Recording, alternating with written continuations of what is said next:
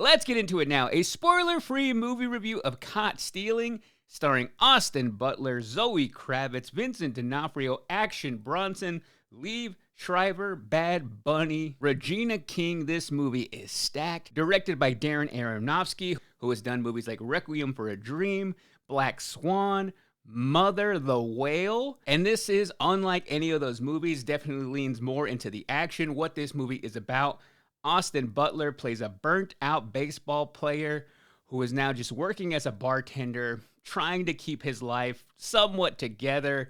He has some drinking problems, and this dude loves baseball. He is a big San Francisco Giants fan. He worships the team. He calls his mom all the time to talk about baseball. Even when stuff starts going wrong in his life and it feels like his whole world is falling apart, he still wants to know how they are doing every day. Are they going to make the playoffs? How many games back are they? That is a major priority for him, which I think shouldn't be. He has this really great girl in his life. He has a chance to kind of get his life back together. But then everything changes when his neighbor asks him to watch his cat because he has to go out of town. And then it turns out his neighbor, who he's kind of friends with, is into some really bad things. There are some people after him. And now Austin Butler's character is tangled up in all of it, and he is now in it by association. And what I enjoy about this movie is it feels like a very realistic action movie, because I was worried that Caught Stealing was going to turn Austin Butler into something he wasn't, into an action star. That's not what this movie does. The way the story unfolds is that it's happening to him as if he was just a regular person that this would happen to, despite the fact that he is so good looking. Especially walking around in his underwear throughout a majority of the opening of this movie. You're like, man, that is so unfair. Dude has it all. But aside from his looks and his physique, everything that happens to his character is something that could happen to you and I. And I'm glad that they didn't turn him into some big superhero who just started out of nowhere, taking down people left and right. So I think that part of it made it feel like a very realistic action movie where there were some action sequences, but it didn't feel like they were overly choreographed, which sometimes when you watch an action movie and you just feel like it's a little bit too slick and they're getting into fights that you know they would not win, it just feels a little bit too unrealistic. But there is a big level of rawness throughout this film, and I'm not even talking about all the hooking up scenes, which is kind of Aronofsky's calling card. There's always a lot of nudity scenes in his movies that make his films movies you do not want to sit down and watch with your parents. If you were somebody who made the mistake of watching Black Swan with your mom, with your grandma, even sometimes with your dad, that stuff gets uncomfortable. He is definitely a director where you know there is going to be nudity.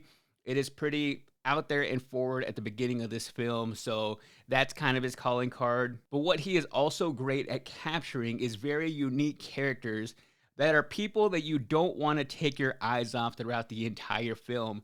And that is what I get here, because after watching Caught Stealing, I still don't believe that Austin Butler is some great actor. He is on that level of, you put his name in a movie and it's a film of note, but I still don't believe he has the acting chops to be the best leading man.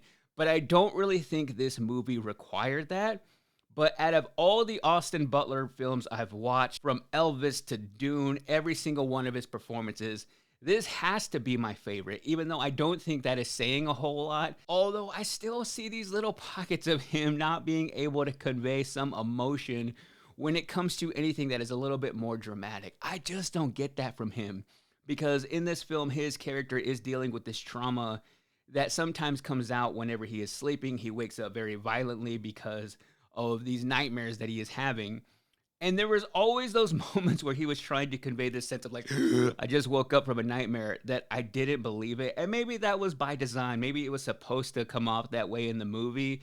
But just those little glimpses of like, I don't know if he's that good of an actor, if he's just getting all these roles right now because he is a hot name. He is so attractive and looks like a movie star. I don't know if he has the acting chops to really compete with some of the best names in Hollywood as being the next big thing. I don't think he is quite there yet. Somebody who I am really surprised by every time they show up in a movie now is Bad Bunny. Oh, Benito. Like, seeing him in this role really own it. And I think this was the character for him. He is playing a guy who is very threatening, but also very chill.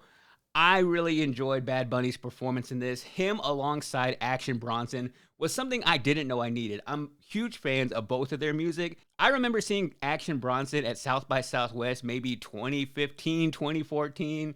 He looks so different than he used to look like back in the day. He's dropped a lot of weight. He's become kind of a fitness influencer now. And me also being a former big guy, I like to see our own succeed. So it's so cool seeing him now alongside such big stars like Bad Bunny and Regina King in the scene. I loved his character Amtrak. I wish there would have been more of him in this movie. I hope he gets more roles because of Caught Stealing. The other major props I have to give to this film is the fact that the trailer did not set you up for anything.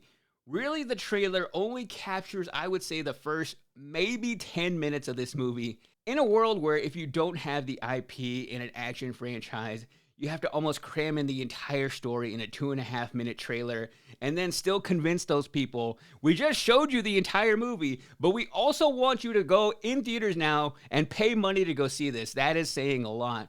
This movie, to keep back all of the best parts when it comes to the action, when it comes to how this story unfolds and all the twists and turns and great just character development, and not put it into the trailer.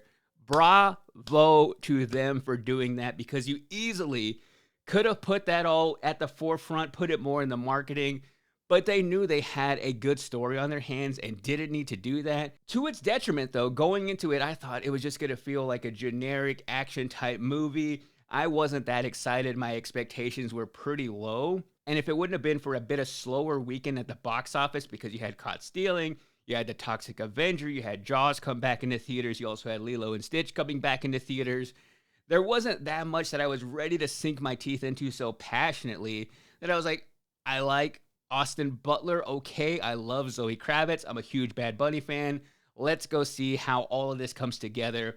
So out of everything, it was just a big surprise, a very fun ride, some really great cinematic shots that I wasn't expecting. There are some scenes of just Austin Butler walking down these alleyways that look fantastic. At times, it feels like it transforms into an entirely different movie visually and aesthetically. That part was also really pleasing to my eyeballs. For Caught Stealing, I give it 4 out of 5 Giants hats.